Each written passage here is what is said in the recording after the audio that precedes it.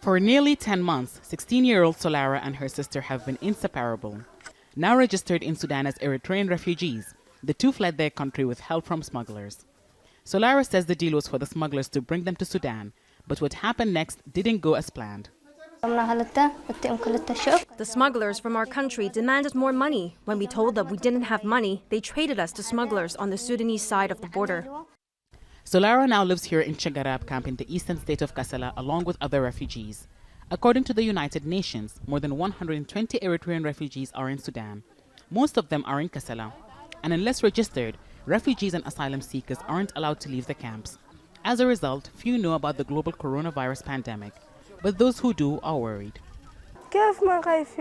We're afraid. We don't know much about the virus. If it comes to the camp, we'll get infected because we live like one family here and we interact with each other.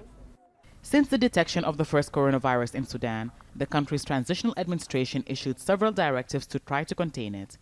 This is one of the border crossings between Sudan and Eritrea. Sudan's government has ordered the closure of all of its borders due to coronavirus fears. But here in Kassala, they've been shut for years.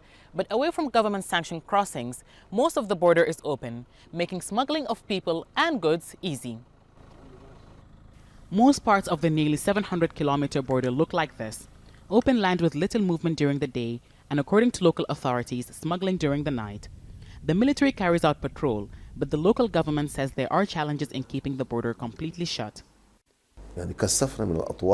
There are tribes in the border area that interact with each other only. We observe them by preventing them from complete movement. So the best we can do is raise awareness. Back at the camp, SOLARA says she doesn't regret leaving Eritrea, despite the security and health threats she now faces on the other side of the border. Hiba, Al Jazeera, Kassala, Eastern Sudan.